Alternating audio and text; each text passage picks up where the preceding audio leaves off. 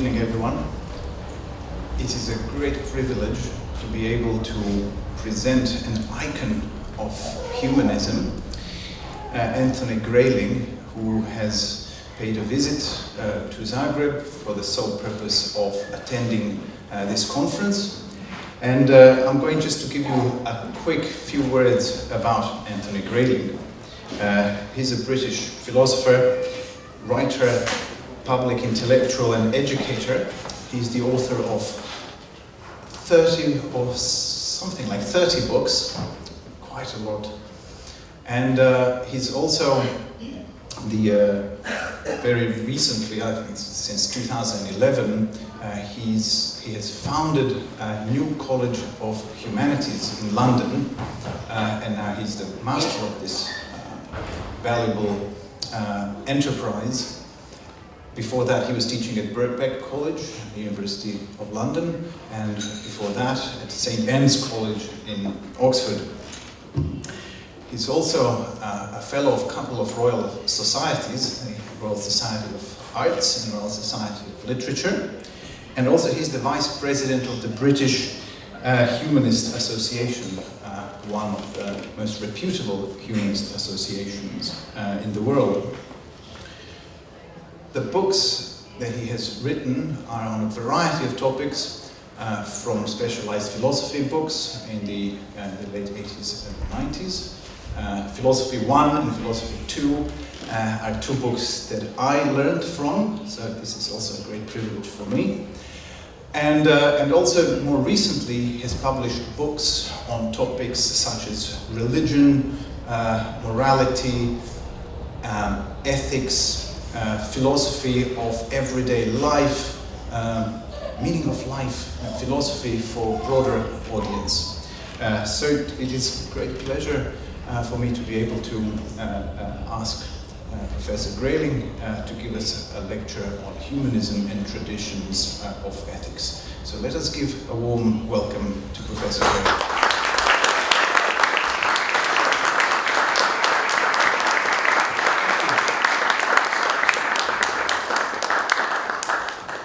Thank you very much for that kind introduction, and thank you very much to the organisers of this conference for their invitation.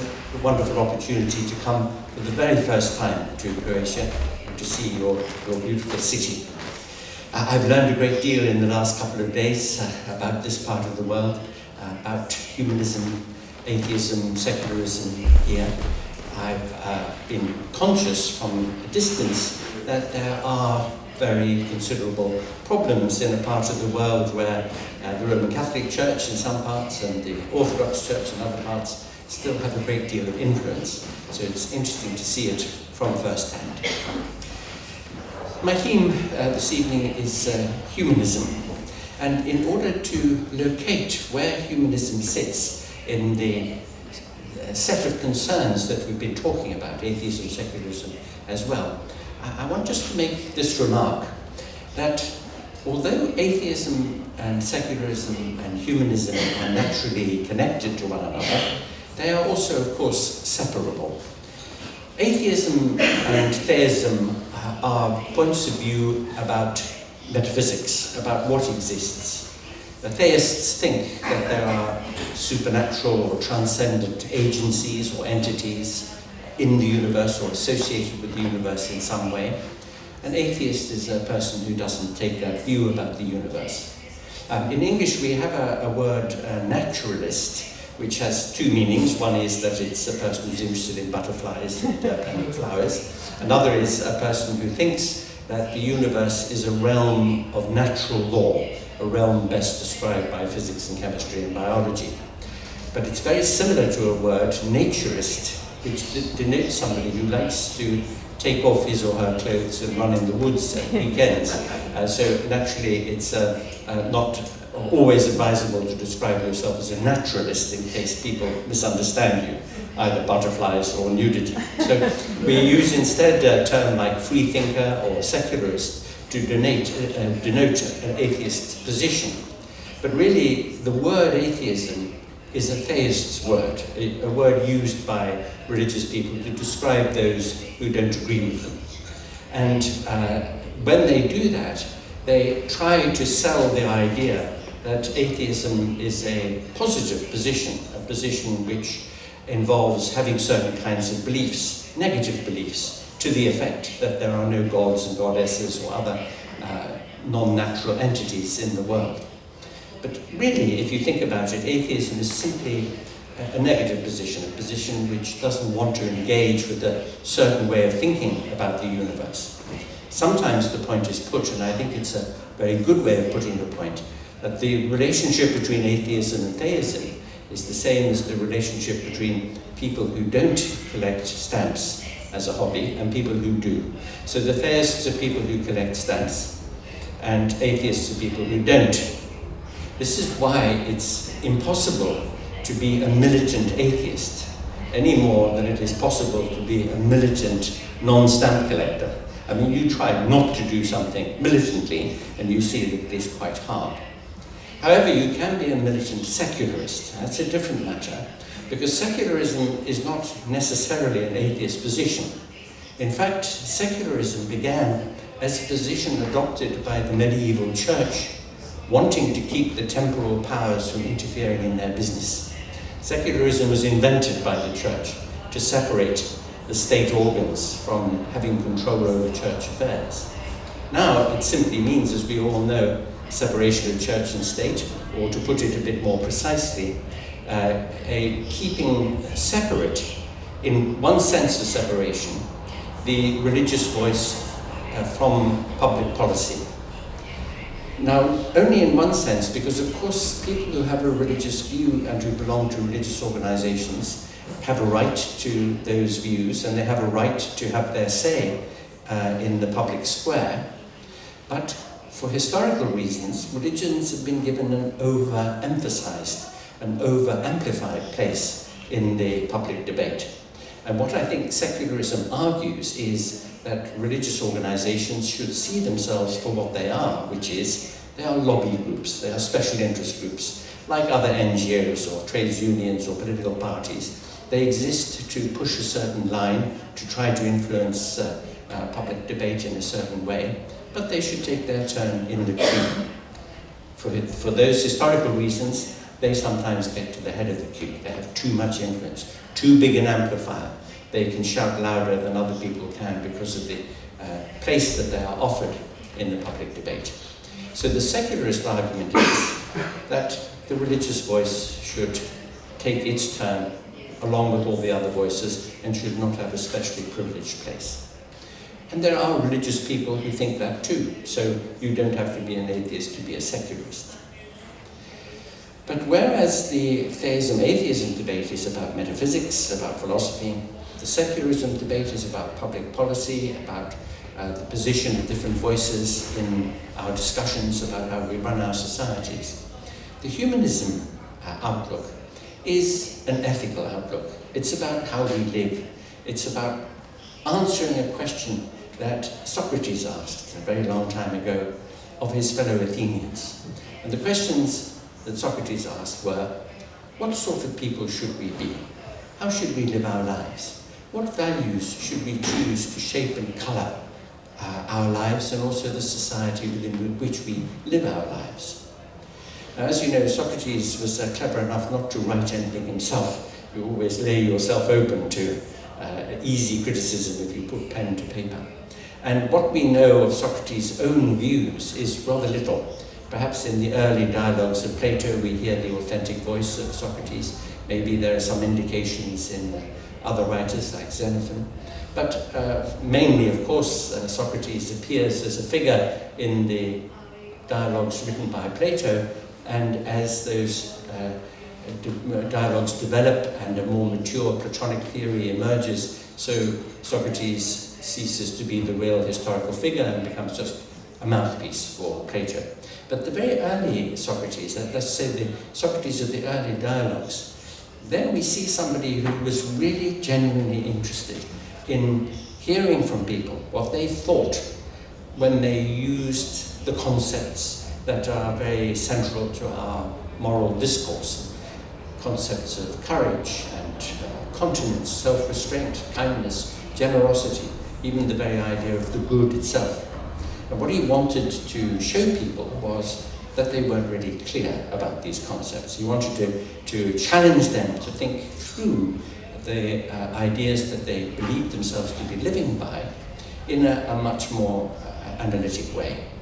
In fact, he always sought definitions of these concepts. He sought the essence of them. Perhaps it isn't always easy to find very clear definitions of very complex concepts, but the effort to seek such definitions at least helps us to try to clarify some of our ideas. Many of those early dialogues don't come to any conclusion, but as you know, when you deal with a difficult problem, even if you can't solve it, still you might gain a lot of insights on the way. And this happens, in fact, in these early Socratic discussions that he has with people, challenging them to try to think very carefully about the ideas they use. But we do know at least this much, that Socrates said that the kind of life really worth living is the kind of life which we've thought about and which we've chosen. Sometimes he is reported as having put the point negatively. He said, the unconsidered life, the life not thought about and not chosen, is not worth living. The unconsidered life is not worth living. This very simple seeming remark is actually a very profound remark, and it is a remark which, in my view, generates the whole tradition of debate in ethics, which we think of as distinctively humanist.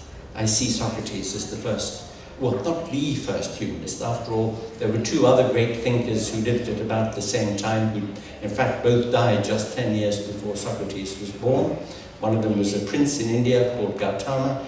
Another was a thinker in China called Bonzi, or Confucius as he's known in the West. And both of these were philosophers, not religious leaders. You may remember that Gautama, who was called the Buddha, begged his disciples not to make him a god and not to turn his teaching into a religion, but human nature being what it is. If you've seen the Monty Python movie Life of Brian, you'll understand that when they found the Buddha's shoe, he became a god. But he asked them not to make him a god. Both of those thinkers, Gautama Buddha and Confucius, were really interested in trying to talk about this life now in this world, and how, in the case of Gautama, we can escape suffering. In the case of Confucius, how we can organize society so that it can flourish. In the case of Socrates, the focus was on the individual and the individual's choice of life between the cradle and the grave. None of them claimed to be speaking on behalf of the gods. None of them offered promises about a life after death. They were interested in human existence and human experience in the here and now. And that is why I think of them, these three great figures of the axial age, as it's called, as humanists. And certainly Socrates is, because of the profundity of that very simple remark he made, that the best kind of life is the thought about and chosen life. Why? Well, because you may remember the story told about Socrates, that somebody went to the Delphic oracle, over which there is the legend, know yourself, and asked the Delphic oracle, who is the wisest man living? And the oracle said, Socrates. And he was very surprised. Me? Moi? You know, he didn't think that he was the wisest man living, until he realized that it was because he had a very modest sense of his own capacities and his degree of knowledge, that he knew very little. And maybe that realization was the important one. That made the point to him that one had a duty to think and to choose. One can't just assume that one knows, or premise one's life and one's thinking on things that are very conventional, what your society thinks, or what your parents think, or what other people think. And so the challenge, the Socratic challenge, the question, what sort of people should we be, and the idea that we have to be people who choose and think about how we're to live, suggests this fact, that there are as many different choices that can be made about lives that are worth living as there are people to live them. And this is completely contrasted to the idea which most human beings, through most of history, have been told, which is that there is one answer to the question of how everybody should live. A one size fits everybody. This is what the great ideologies, political ideologies and religious ideologies tell us. We know the truth, there is one right answer, this is what you must believe, this is how you must think, or better still, not think, and this therefore is how you must live. And this is true for everybody in the mass. But the Socratic challenge is that there are highly individual answers to the question, how should one live? And that each one of us has a duty to arrive at a conclusion on this matter. Famously, the British philosopher Bertrand Russell once said, most people would rather die than think, and most people do. And this, of course, is the tragedy of the world, that they don't take seriously the challenge that Socrates has offered to them. Now, Socrates was followed in the nearly a millennium after his own time, right up towards the end of the 4th century of the Common Era, by people, principally, of course, Aristotle, and others, the post-Aristotelian ethical schools, the Epicureans and the Cynics, who all of them devoted time and energy to this question, the Socratic question, and how it is to be answered. Perhaps one of the greatest of works on ethics, and certainly the first major systematic treatise on ethics, the Nicomachean Ethics by Aristotle, takes a very Socratic line. It says, the thing that is most distinctive about us as human beings is our possession of reason. And so to use our reason, to apply it in order to navigate our way through situations of dilemma in making choices about how we're to act, how we're to behave, what we're to do as we work our way through life. This is a very Socratic kind of attitude towards the question of the best lived life. And Aristotle said that our lives will be flourishing, will have a sense of well-being and well-doing, what he called eudaimonia, would come from the fact that we'll be using our rationality to confront the dilemmas that we meet with and to manage our relationships with other people. And you see how individual this is. This is very much a humanistic idea that we think about our relationships and we think about our responses to things. We don't come from a dogma, from something that tells us this is how you must think, this is how you must behave. Instead, it has to be tailored to the circumstances we find ourselves in. And this gives us a clue. So as we look at the tradition, as we look at what the Stoics thought and taught after Aristotle's time, as we look at the outlook of most educated people, even in the very long period after the end of the 4th century, when Christianity became the dominant outlook of the European mind, or dominant over the European mind, and they had to keep their personal views private right up until the 18th century. Most educated people took this invitation, this challenge, to think for themselves and to make decisions on the basis of actual lived experience. They took this idea seriously. And it gives rise to a view of the nature of humanism, which I think is absolutely characteristic of this outlook. And it is this. Whereas the great ideologies tell us what we must do and what we must not do, and in particular, the young religions of the world, Christianity and Islam, are very young in terms of human history. Christianity really only since about the 4th century, when it became the official religion of the Roman Empire, with the Edict of Thessalonica in 380 of the Common Era, and Islam a couple of centuries later. Both of those religions, Christianity and Islam, demand of us that we submit our intellects and our wills to the deity. Islam means submission. In Christianity, the worst, or one of the worst sins you can commit is the sin of pride, believing that you can make judgments and stand on your own feet and choose for yourself. You've got to submit your will to the deity. Both of these religions are therefore, in that sense, anti-intellectual. They certainly combat the idea that had been so central to the classical and Hellenic and Roman schools of thought, that we are responsible for the choices that we make ultimately. So whereas the great ideologies tell us what to think, what to do, and what not to do, the only thing that humanism asks of us is that we think and that we take responsibility. That is the only request. Otherwise, it is not a doctrine. It is not a dogma. It isn't a case of prescriptions and proscriptions. Instead, it is an attitude. And the attitude is to try to approach other people and the living of your own life in relationship with other people, always remembering, you see, that we are social animals.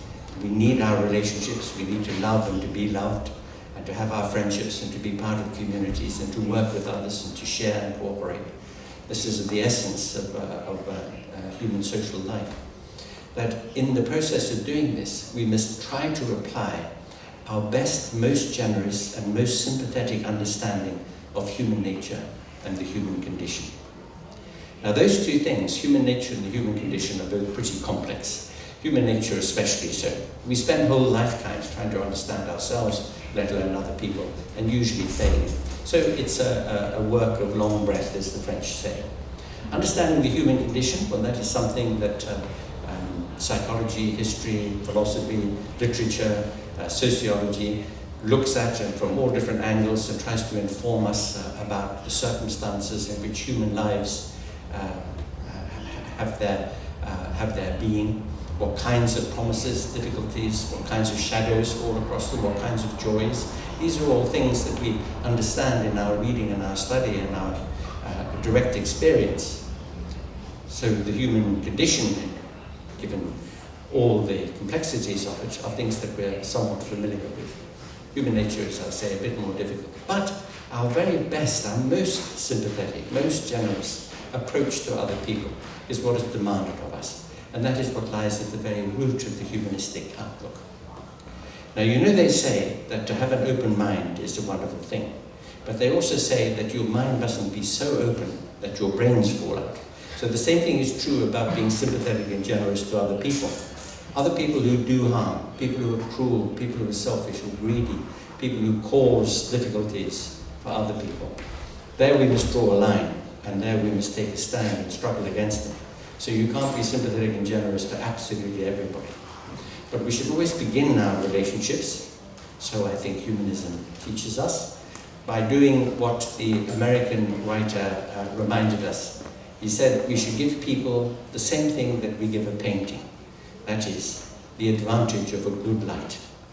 So, to begin with anyway, we try to honor and respect the humanity in another human being, and only if they really do behave badly, then we must try to understand the great diversity and variety of human nature, human experience.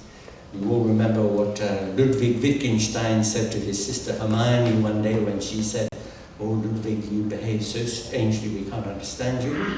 And he said, "You're like a person who looks out of the window and sees somebody walking in the street in a very peculiar way, and you don't understand that he's walking like that because there's a strong wind blowing against him and he's struggling to find his way." Well, every human being has in the inner landscapes of their lives strong winds, sometimes difficulties, problems, unhappiness. So we have to make room, space for other people, and reach out to them if we can. This is a very central idea in humanism about the connectedness of human beings to one another in recognition of the great variety of experiences, good and bad, that people might have. But it all comes out of the idea, this Socratic idea, that we are having to think afresh. Every time we meet a new individual, make a new friend, fall in love again, we're thinking about the establishing of a human relationship on humanistic principles, generosity and sympathy. This idea, by the way, is very well captured in a lovely essay by John Stuart Mill, an essay called On Liberty, which you probably read. You may remember that he said that he had a greater anxiety about social tyranny even than he did about political tyranny, and of course political tyranny is bad enough, but social tyranny is in a way harder to fight against than political tyranny. At least political tyranny you can demonstrate, you can object, you can vote, you can go to prison if necessary. But social tyranny, where the moralist makes it impossible for people to live in ways that are good and flourishing to them. I mean, think of the long history of oppression and persecution of gay people. This is one remarkable example of social tyranny in our European cultures until very recently.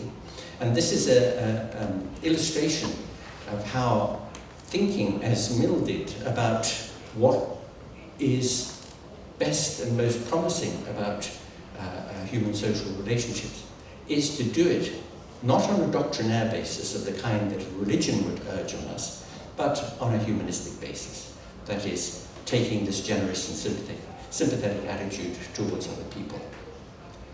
Now you will notice that it is a premise in everything that I've been saying so far that there is actually rather a difference between ethics and morality. This is a point that merits debate. The way I see it is this, that ethical considerations are much broader than moral ones. Of course, your morality is quite likely to flow from your ethics. But whereas morality concerns questions about our obligations and duties with respect to one another, to other people, the ethical concerns include much more than this. They include that much larger project of defining what one is as a person, in answering the Socratic question, what sort of people should we be? You can see that there's a difference already when you look at the Greek etymology of the word ethics. It comes from the word ethos, which means character. That is why, exactly why, Socrates was asking about what kinds of characters should we try to develop, what kinds of people should we be. The word morality comes from a coining by Cicero when he was writing it in his time of exile in Tusculum. Late in his political career, he had to leave Rome and go to his estate, and he did a lot of writing in that time.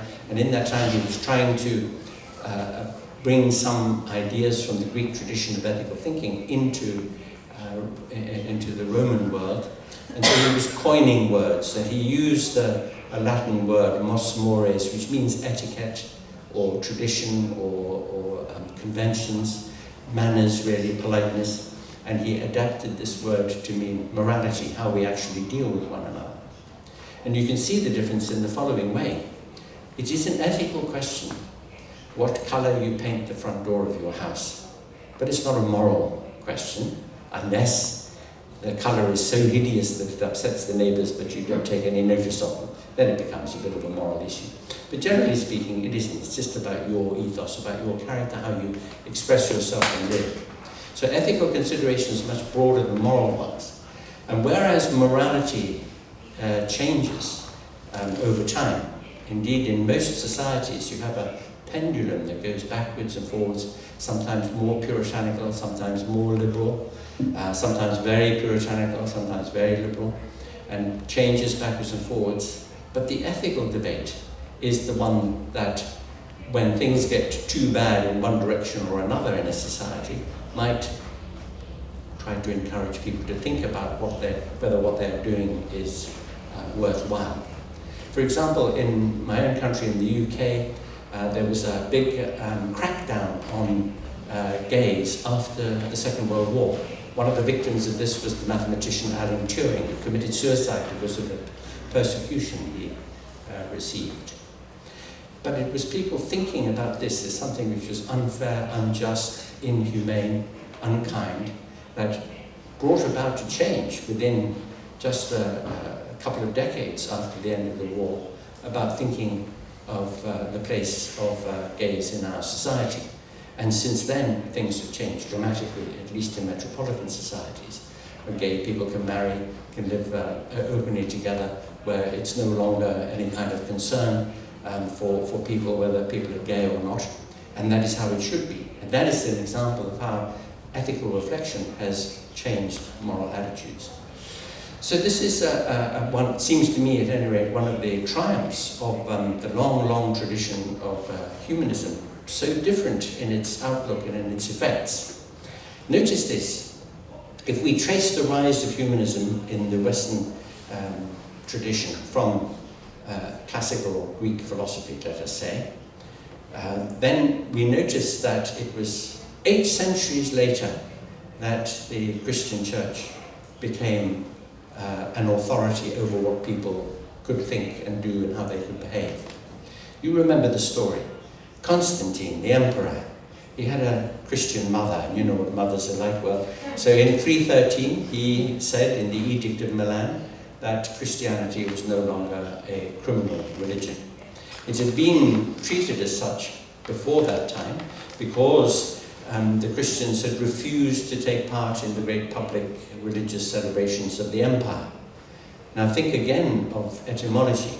The word religion comes from the Latin religere, which means to bind. We have a lot of other words with that root, like ligature, which is something that doctors use to tie up a vein which is bleeding, for example. In the Roman Empire, which was huge in those days, it would take as long to travel from one end to the other as it would now to go to Mars, so it was a very, very big empire in real terms. Many different ethnicities, languages, social conditions, traditions, and to bring the great empire together, they had these big public celebrations, the worship of Jupiter or the worship of the emperor, to bind everybody together. That was religion, binding. But the Christians wouldn't take part, so they were persecuted. But then with the Edict of Milan, 313, of the Common Era, that was decriminalized. In 380, so not very long afterwards, it became the only permitted religion in the empire. It became the official religion of the empire. And the way that it did it was not by coercion only, although the church was very active over the next couple of centuries in blotting out what it called heresies. A heresy is an argument that loses in religious terms. So what the dominant grouping of the church in the western part of Europe managed to expunge most of the people they disagreed with, called them heretics. But in those days, as you know, most of the literature published on behalf of Christianity was what is known as apologetics. This is the kind of literature which tries to persuade people with argument and evidence that the traditions and the legends and the teachings of the religion are worth accepting. By the by the medieval period, the late medieval period anyway, there was no more apologetics, because by that time it was a crime not to believe the doctrines of the church, and you could be put to death for disagreeing with them. So this makes life much easier for the church, because instead of arguing with you, they just kill you. This ceased to be the case after the 17th century. The last people to be burned at the stake for disagreeing with the church's teaching that the earth is at the center of the universe, etc., were people like Giordano Bruno and Cesare Bernini. The trial of Galileo, but he saved his life by saying, okay, the earth doesn't move. But after that period, apologetical literature came back again, except of course in those parts of Europe that were still Catholic, where it was still possible to exclude, excommunicate people, make life very difficult for them, and to be very oppressive socially, and to retain a hold over the minds and imaginations of people by getting at children.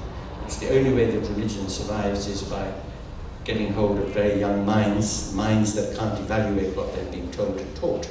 This is why the churches are so keen to remain influential in education.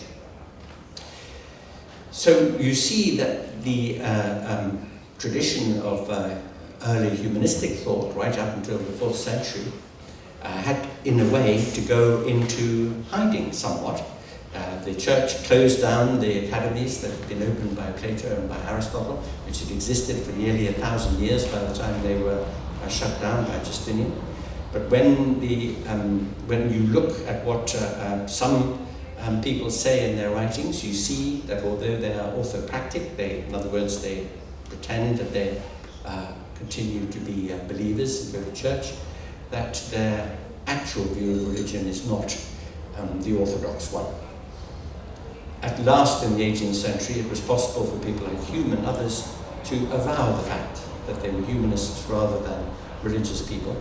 A whole tradition of deism in the 18th century is a marker of something that would have existed for many, many centuries before, but underground. And the contrast between the two outlooks is remarkable.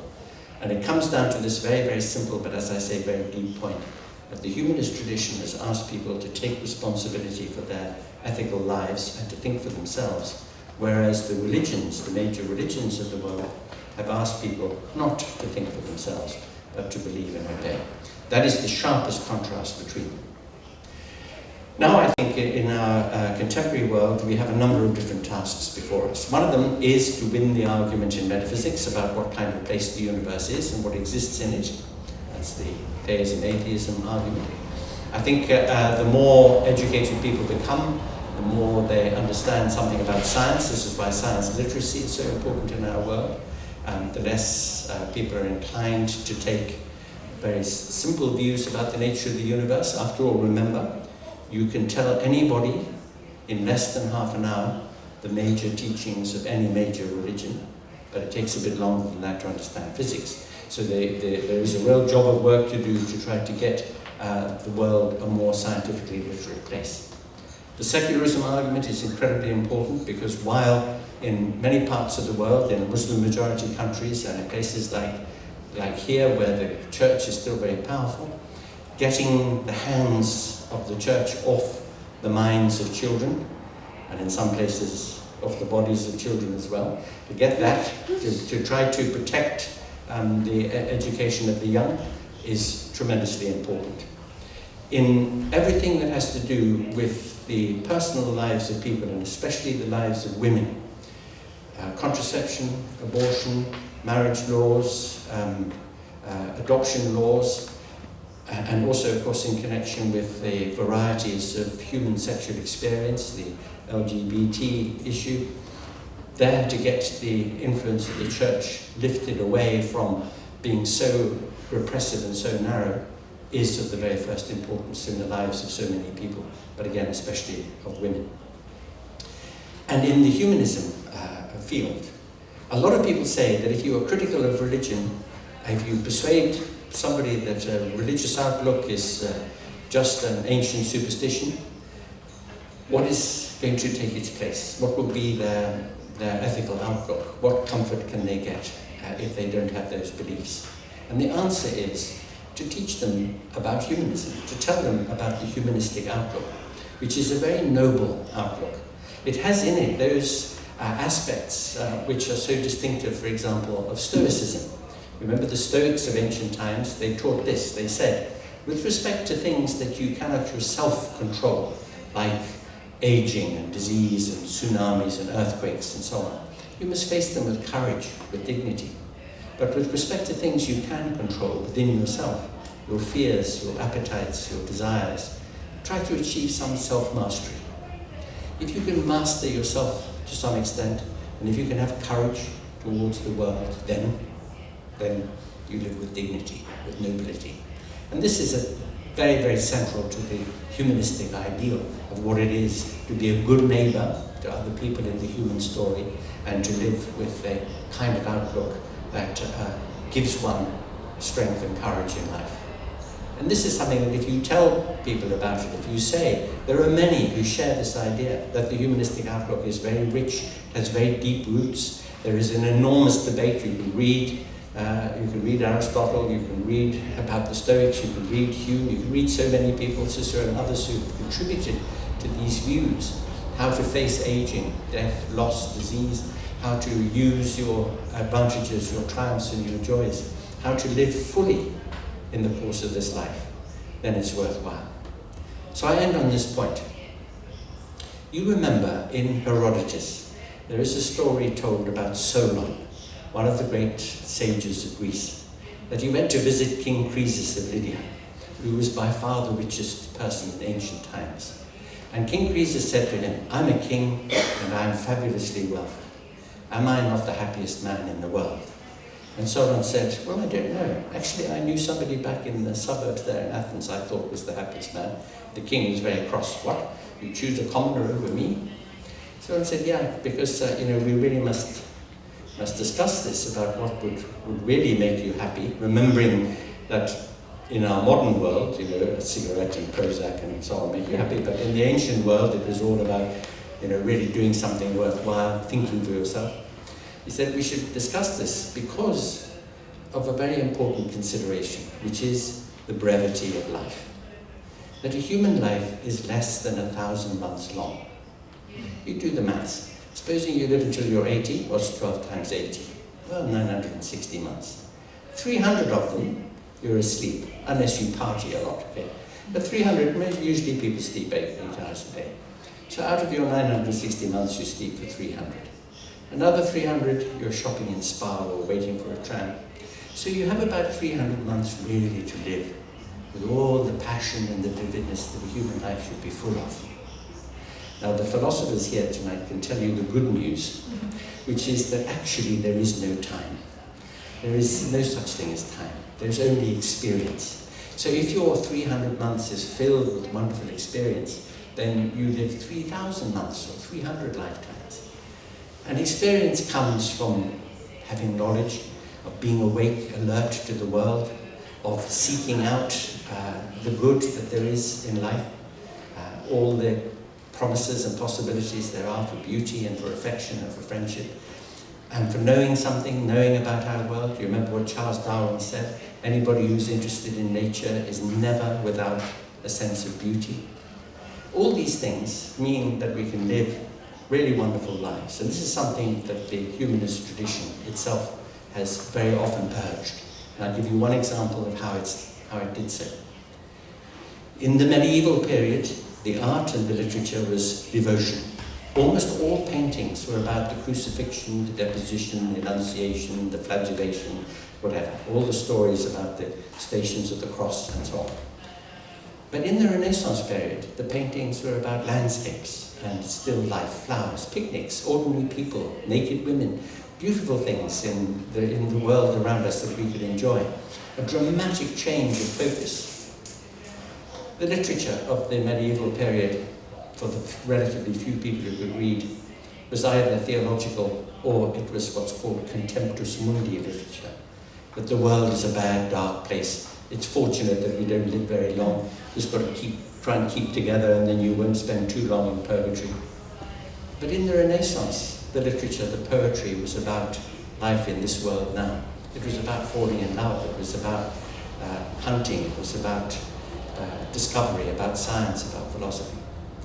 So there was a tremendous change, a shift from the medieval mind to the Renaissance mind, a shift which involved the rediscovery of a tradition. And the tradition which is rediscovered in the Renaissance was the tradition of classical antiquity. And the tradition of classical antiquity is humanism. Thank you very much.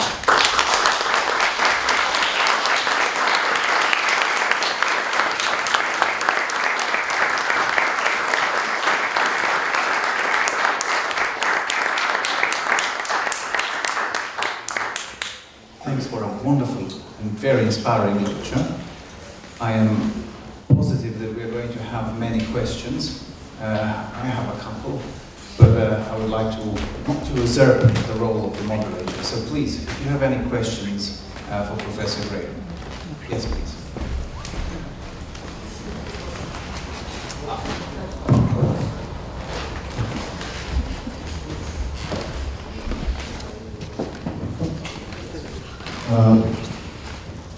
Thank you for a very interesting talk. You've spoken about the individual's responsibility when it comes to reason. We are all capable of reason, but also because we are social animals, we often fall prey to different forms of tribalism, be it state tribalism or social tribalism or religion or whatever. But we're all used to those. Do you have any special feelings towards the current trend of tribalism in the form of identity politics? Yes, this is a major problem in our world. And the fact that in the face of complexity, since what people want is simple answers and simple solutions to problems, that they flee to things which are very easy to grasp. One of them indeed is identification with a group or a religion or a tradition which will make you feel at home or give you some sense of security. I'm living through a nightmare at the moment in the United Kingdom, a result of some tribalism which has voted to leave the EU, and those of us who are non-tribalistic who are fighting against this and trying to stop it. And I've just been saying that if my campaign and people I'm working with in the campaign, if the campaign fails, I'm going to come and live here in Zagreb. So that is an example. In fact, there was a very, very good book by Amartya Sen, published a few years ago, on the question of identity and identity politics and identity ethics. And he argued in that book that the key thing is to explain to people that they have multiple identities. So, for example, you are a a man, you're a mathematician, maybe a husband, a father, a tennis player, a swimmer, a runner, many, many things. We're many things. And if you try to compress all your different identities and the possibilities that they have for good relationships with other people, and we know that good lives are characterized by good relationships at their heart. That is of the essence of us. That to close down the number of possibilities for those relationships by just electing to have a dominant overriding identity is very impoverishing. And this is what people do when they wear hijab, or when they wear a big cross, or they become a nun or something. They close down all the opportunities that you have for relating to them. As a human being, I prefer to meet another human being first as a human being. Secondly, maybe as a man or a woman. Thirdly, as a philosopher or a historian or my bank manager, or whatever it might be. But all those identities are very subordinate to the first and greatest identity, which is being a human being, and that of its nature is a very multiple identity. So this connects again to the Stoic theory of personae. The Stoics held a view that we are complex beings who have different roles. So it is one thing to be a parent, and as such you have certain obligations. Another thing to be a citizen, you have certain obligations. But the most general of roles is that of the human being, and it is comprehensive and it dictates the details of the other persona. Now, just to link myself to the question and generalize it a little bit, maybe somebody could say that humanism is a little bit too optimistic about human beings and their abilities. That there is perhaps no reason for such optimism, given all the carnage that happened in the 20th century, given what we're doing to the climate, given what we're doing to the biological diversity. So what would you say to those such criticisms of humanism? Good. First, let me just say on the question of the Stoic idea about personae and about our first great identity being human identity, this of course is where this very important idea comes from, of integrity. Integrity not just in the sense of always being honest, but in the sense of trying to be consistent, trying to be whole, and to bring all the different parts of yourself and your different identities into a relationship where they don't compete or are not contradictory. Now on the point that you make, well, my good friend and colleague Stephen Pinker, who is a visiting professor at my college, wrote a fine book published a couple of years ago now called The Better Angels of Our Nature, in which on very good empirical grounds he shows that the percentage of people who have died prematurely in war or civil war or religious persecution has declined throughout recorded history.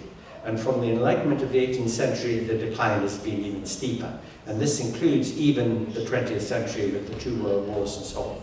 This is an extremely optimistic fact. When you say, what does one think about optimism? Aren't we being too optimistic? I say, what is the alternative to optimism? There isn't one.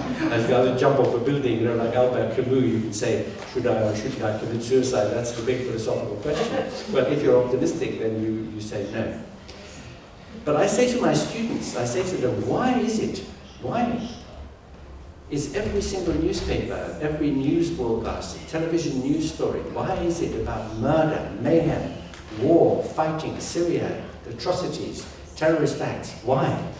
And the answer is because it's news. Most of the interactions between human beings in every town, village and city of the world, every second, minute, hour of every day, the vast majority of those interactions are positive ones. The reason why you don't read a headline in your newspaper, shopkeeper is polite to the customer, is because this tends to happen too often to be news. That is the majority story of human affairs. Human beings are fundamentally okay, and they get on okay with one another. There are plenty of lousy people, Donald Trump and so on and so on, but, and also, of course, people who are okay and can get on with most other people sometimes have bad things happen in their lives. We all have sorrow and suffering, difficulty and defeat and so on. So there, our friendship, our sympathy for others might help a little bit. But I think there's every reason to be optimistic about human nature, which on the whole, as an expression of this essential sociality of human beings, is a positive rather than a negative thing. So that's my answer, my justification for wanting to be optimistic about human beings. Good evening. First of all, I apologize for my Croatian English, because it was wonderful to listen your and even Pavel's academic English. Thank you very much. I have two questions. One is practical and one is more theoretical. Practical question is how to fight social tyranny of Catholic Church in such a small provincial country, if I can use such a phrase. And my theoretical question is, you mentioned Gautama Buddha. Can you tell something more about Buddhist tradition in the context of your lecture? Could it be incorporated in humanism attitude? And this debate if Buddhism is philosophy or is it a religion? Can you tell something more? Thank you very much. Yes, very interesting point about the distinction between a philosophical outlook and a religious outlook. The word religion is such a broad term, and it encompasses so many different systems of belief, outlook and practice, that it is too common for people to include Buddhism and Confucianism under the term religion. I think we should try to be a bit more precise and say that for a religion to be a religion in a really serious sense, it requires some commitment to a belief in there being some kind of supernatural entity, not merely that there is such a thing or such things, but that they have some interest in us as well, some reason why they want us not to eat certain things and not to sleep with people who are the wrong shape and size and so on. So when there is no invocation of an alleged divine source of the teaching, and there was no such thing with the Buddha or with Confucius or Socrates. Socrates said that he had a demon who stopped him from doing bad things, but he didn't say that he learned his ethics from a god, or that the reason why you should live a certain way is so you can get into a pleasant afterlife. Neither did the Buddha, except in the sense that he thought you could escape existence, if that's heaven. Sometimes, when one's doing one's tax return, it feels like that. And Confucius, of course, although the Chinese tradition always talks about the immortals and what have you, it's really a figure of speech. Again, Confucianism is not a religion, these are philosophies. And the aspect of the Buddhist outlook, which I find very attractive from a humanistic perspective, is compassion. The Buddha said, suffering is a very common theme in existence. In fact, existence is productive of suffering because existence depends on desire to live, to progress, to change, to have things. And if we give up willing, if we give up desiring, we can be liberated from the pain that this causes. But I'm not so sure I agree with that particularly, because I think there are many things in life that are really, really pleasant. Spending time with your friends, having a glass of wine, eating something nice, reading an interesting book, making love, all these things are okay by me, so I'm not with Buddha on that one. But the idea of compassion I find very beautiful in Buddhism, because his compassion is not just for other human beings, but for animals and for nature. And he says, respect and embrace everything. And I like that. As a consequence, I'm a vegetarian, even though I'm not a Buddhist. But that's part of that, the sense of that attitude of respect to our world. I don't agree with the metaphysics of Buddhism, which says that we have a transmigratory soul and that we can accumulate karma, or things can get worse. A little bit like Plato. Plato said if you're a bad man, you'll be reborn in your next life as a woman.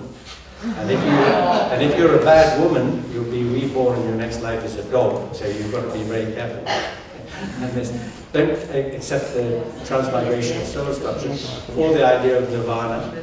But of course I do accept that when we experience bodily death, that is the end of consciousness and personality, and so because we are part of nature, we return the elements to nature. The second law of thermodynamics, nothing's ever lost, it just changed. So that's how I see things with the book. How about the practical? Yes. Oh, sorry. Yeah. The practical question, how we fight against drug culture. Yes. Well, I was very interested yesterday when some very admirable feminists were here on the panel talking about their activism. And somebody in the audience asked a very similar question.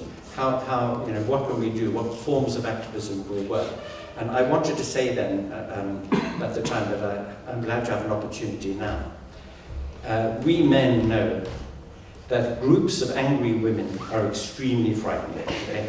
And I think women have a huge amount of power, If women can organize to fight on feminist grounds and on reproductive ethics and the rest of it, they are extremely powerful. Women don't realize just how scary they are when they get going. And so I think that there is, on certain issues which relate to the position of women under Catholic or religious dispensations, that they have a great deal to gain if they would really just stand up and fight. But I think all of us together, because we're all in this story together, we need to be vocal. We need to speak out. We need to oppose the influence of the church, especially in two spheres. One is in politics, and the other is in education. Like I said earlier, we all know that for very good evolutionary reasons, small children are very credulous. They believe anything. They believe Father Christmas, the Tooth Fairy, and God. Okay? Maybe, I hope this is not bad news for anybody, but there's no Tooth Fairy, and there's no Father Christmas, and there's no God. Okay? But by the age of 10 or 11, the children have forgotten about the Tooth Fairy and Father Christmas. But because everywhere you look, there are churches and spires and mosques and church bells and men in funny clothes and so on, there's a huge amount of social reinforcement which keeps the idea that somehow there's something serious about religion, in content, not in its social effects, of course it's serious, but not in the content of the belief. This keeps this alive. So to try to combat that, I tried to bring up my very youngest child, whereas like Abraham, I'm the father of multitudes, I have 4 children, which is excessive. But the very youngest one, I thought, okay, so the religion is everywhere, and they teach it in schools and everything, so I'm going to try to bring her up as an atheist. And my wife said to me, okay, she's going to end up as the mother abbess in the convent somewhere if you do that, because you know what kids are like. So I said to her, look, never use the word God.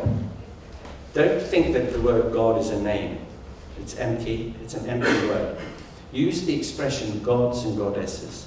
So you say to people, do you believe in gods and goddesses? And they say, no. You say, why not? So I believe in one God. Yeah, but why not 2 or 5 or 8 or 17 and a half or something? Just give me the reasons why not.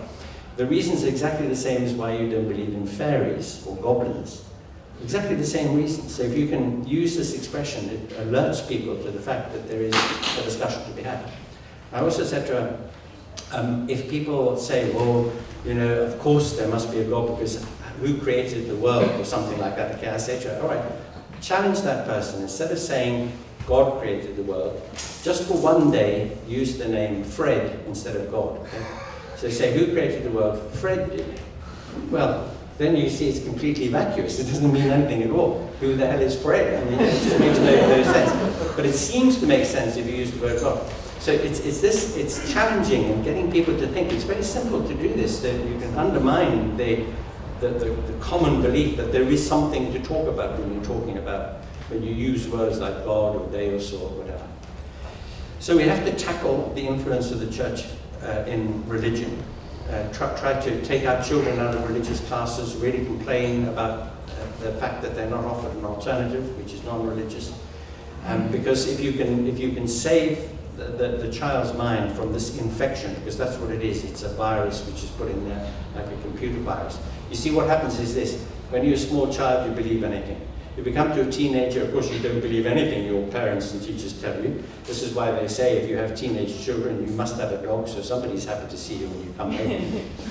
then of course religious belief will fade away during the courting years, because when you're horny, religion is a big nuisance, okay? So that religion goes away then. And then it comes back when your parents die, you lose your job, you've got too much tax to pay. Then religion comes back. Why? Because you go to church. What happens when you go to church? You think, well, when I was young, I was happy, so yeah, okay, I'll go to church again. What happens? You meet nice people, and they welcome you. Well, it feels great. You feel as if the religion is helping you. Of course, it's not the religion, it's other human beings.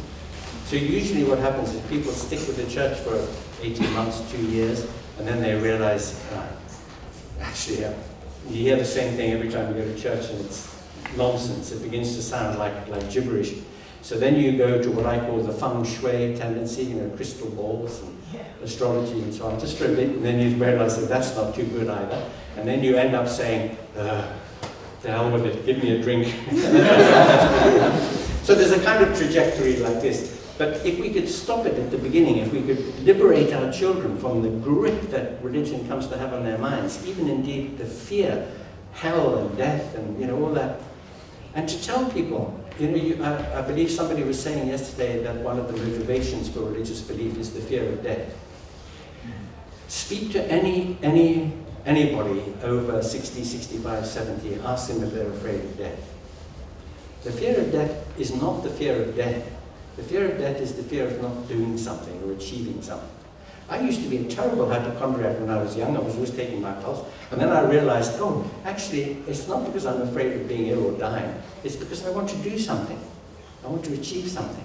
And then when you get much older, you're not afraid of death anymore. In fact, when you get very old, you welcome it. It's a beautiful thing that you're not going to live forever with creaking bones and your heart not working properly. So that's not a motivation. Nobody should be afraid of it. You say to people, there is no such thing as death. It's only change. You just become something different, that's all. Thank you very much. If I'm allowed a little follow-up on this practical question, it seems to me that another thing that we can do is try to understand the other position, the underpinnings of this religious worldview. And when we try to do that, we will see that there is worked out metaphysics, epistemology, methodology, anthropology, ethics, politics, which all binds together into a relatively consistent system, which is completely ridiculous.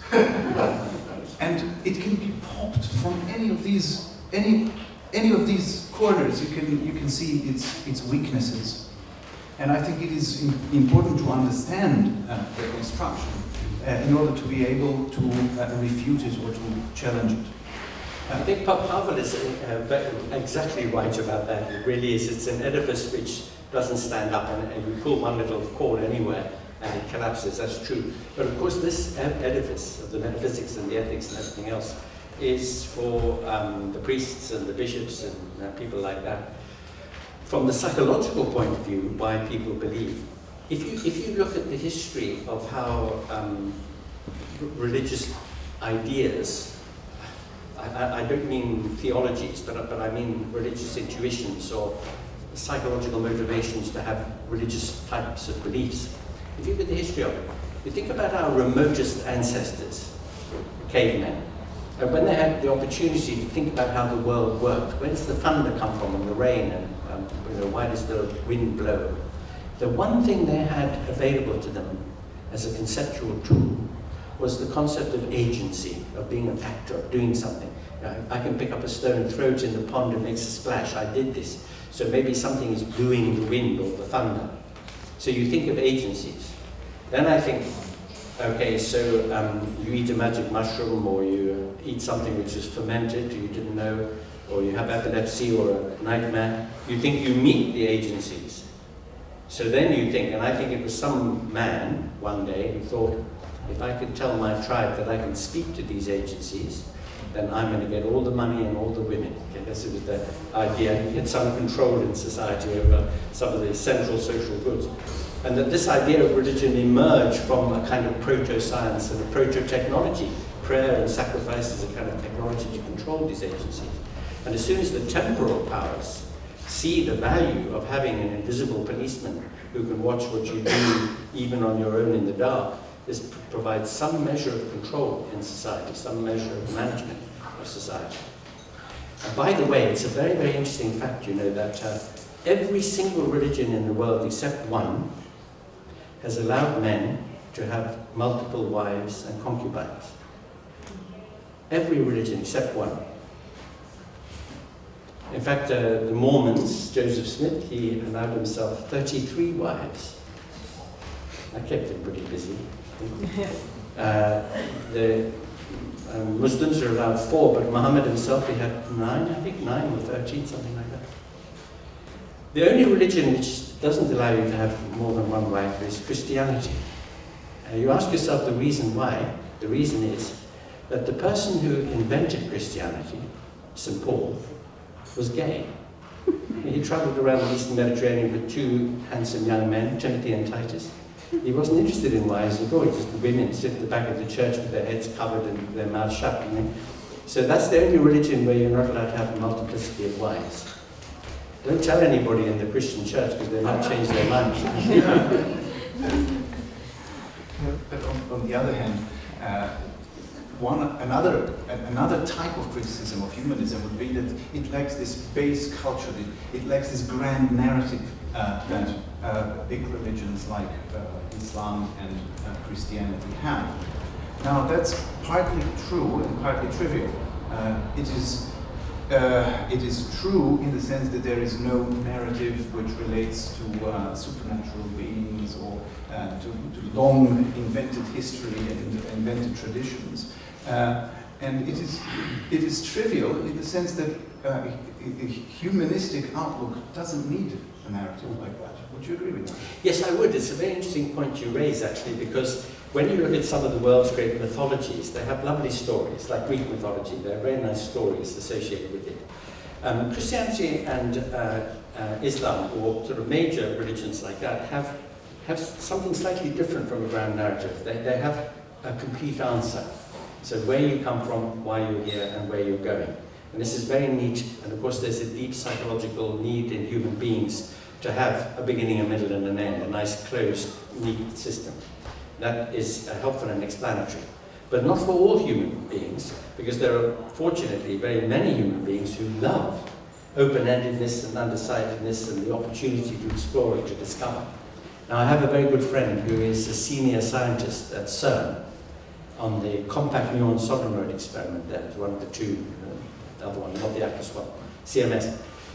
And I said to him, when they announced the discovery of the Higgs, I said, my word, it must have been a great day when you could feel that you could go public.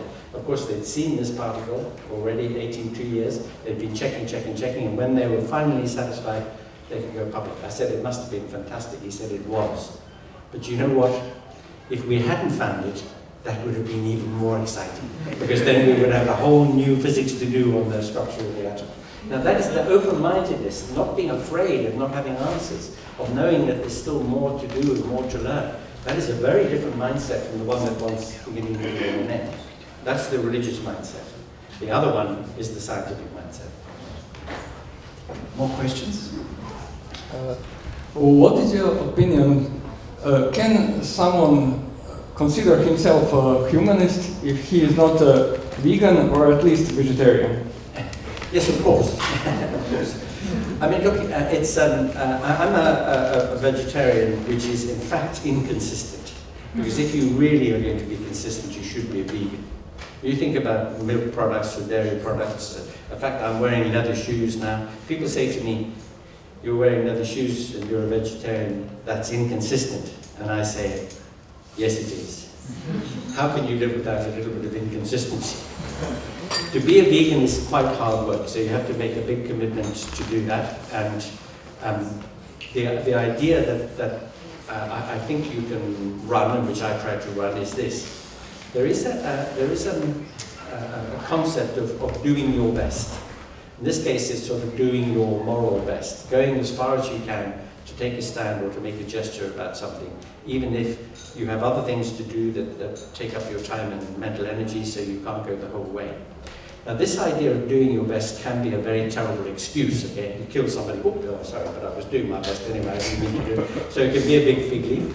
So you have to, it has to be associated with an idea that you find in existentialism, which is the idea of authenticity.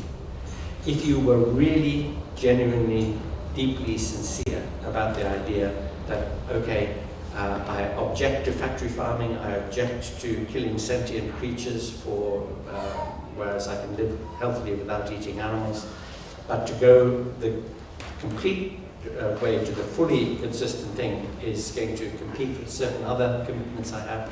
So I'm going to take a stand here, and at least that would be something. These shoes, I say to people in defending wearing leather shoes, this cow is dead.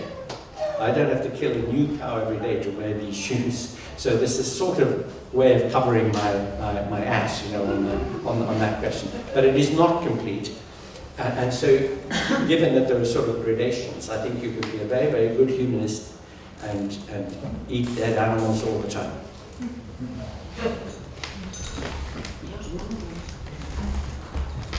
Well, I'm one of those angry women that would most probably make a kind of revolution, but I think it's also about compassion that women have to protect a little of the rights that still remain. I have another little question.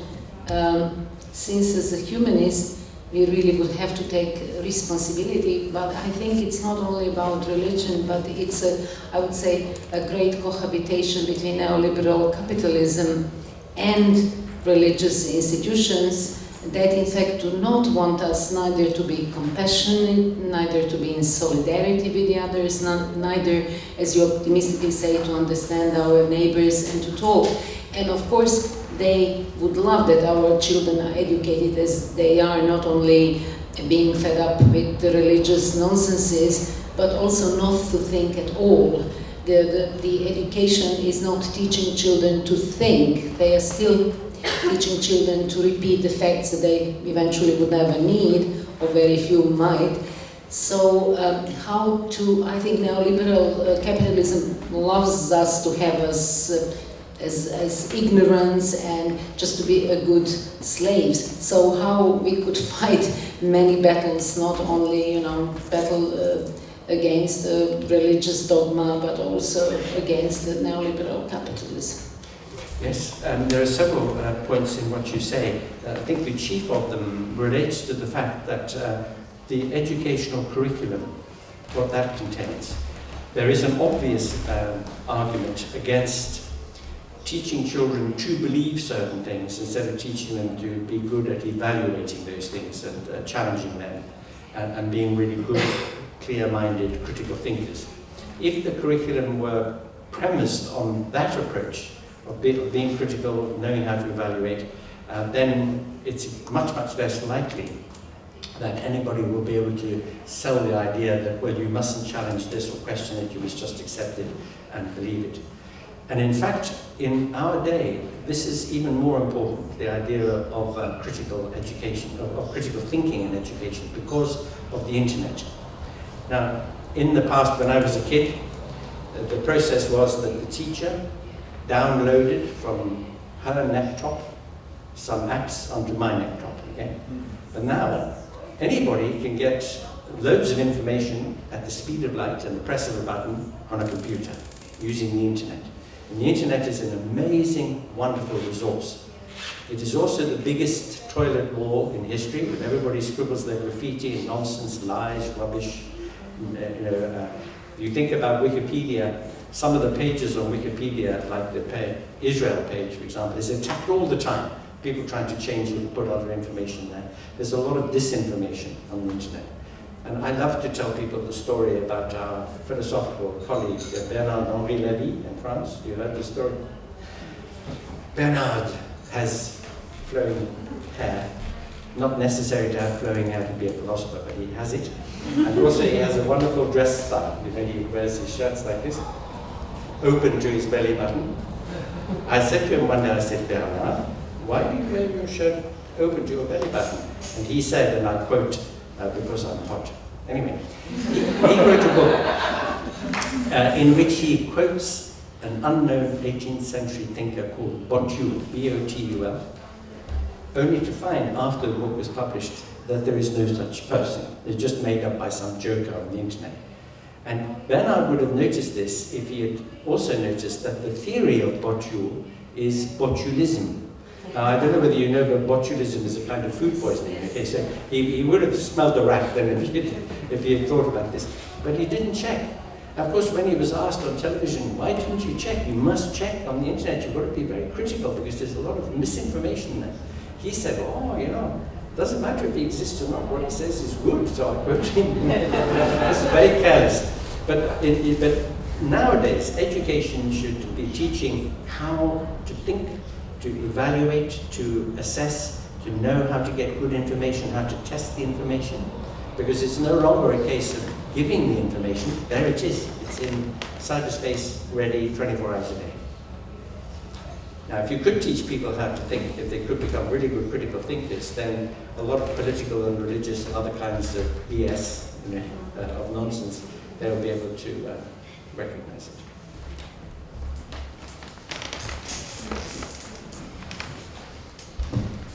Well, thank you for a wonderful talk. I'm a biologist and I'm not a philosopher and I don't know anything about ethics, but I'm interested in Plato because we in natural sciences, we don't like Plato because of his concept of eidos, and after all the Neoplatonism in Christianity is also issue, I think. So I'm asking what is the position of Plato in modern ethics? Because from this natural scientific point of view, I'm not sure what is his position. You have an didn't expert talk here, much about Plato. Pavel is an expert on this question. What would you say? I would say that Plato gave us Socrates. That's one thing. Early Plato is all about Socrates.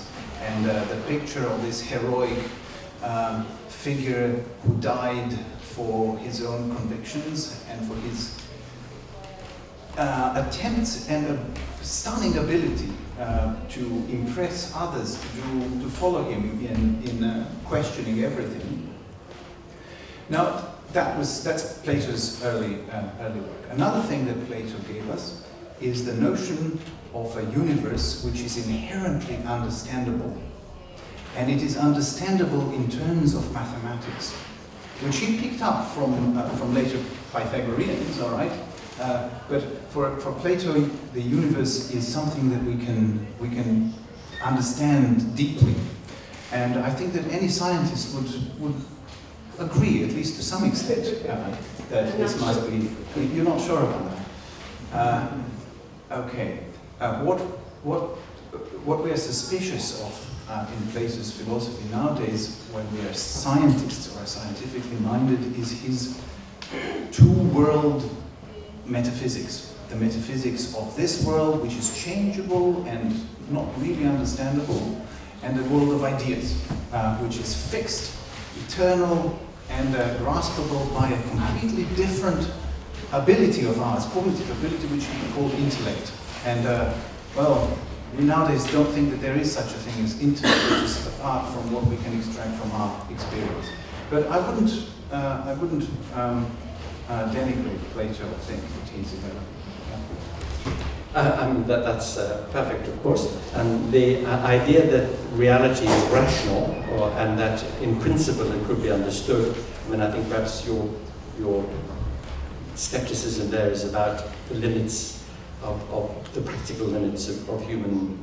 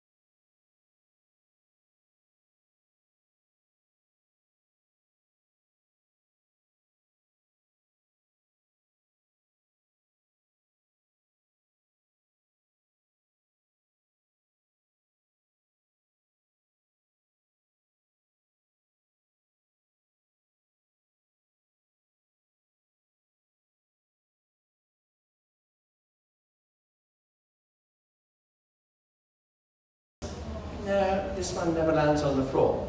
Now, what you've done is you've proved, that is, you've tested the claim, there's a dragon in the garage, and you've found out that there isn't one.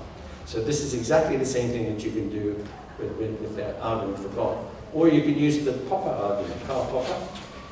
Popper pointed out that a theory or a claim which is consistent with any evidence whatever, negative or positive, is empty.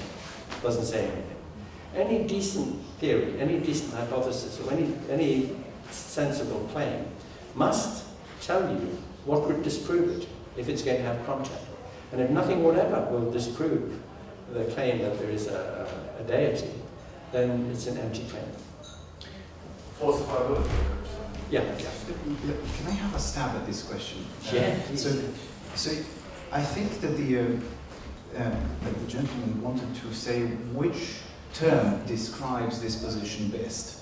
Now, I would go about things in the following way. So there is a certain package of views. So with regard to metaphysical questions like what there exists, you would say that's naturalism. With regard of whether there are any supernatural entities, then you would say, if you say no, then you're an atheist. Now, with regard to social questions, you're a secularist. With regard to ethical questions, then you're a humanist. So it isn't like which one is your favorite answer. Each one of these answers has a little domain of its own. So you're all of that.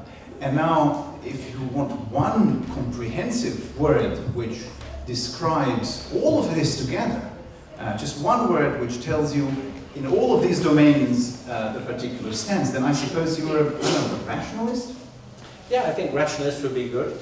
Actually, the word which is now most commonly used, although it really only captures one of those views, is secularist. I suppose it embraces at least most of them. But Pavel is right, that there are so many different angles to this that you need to be able to identify which. I mean, I would certainly say of myself, I'm an atheist, I'm an anti-theist, where the theists in question are doing bad things. I'm a humanist, a secularist, and a rationalist, and a free thinker, and a naturalist, and so on. I can take all those labels and claim to have multiple identities. In short, who's your favorite humanist and why? Say again? Your favorite humanist or skeptic and why? Oh, well, whenever I'm asked that kind of question, I always say I'm against beauty contests. There are so many favorite humanists, but if I had to pick just one, it would have to be Socrates, I suppose, because he got us going nice and clearly. Okay. Thanks to Professor Grayling once again. Thank you all for coming, for attending, for raising interesting questions. Thanks again.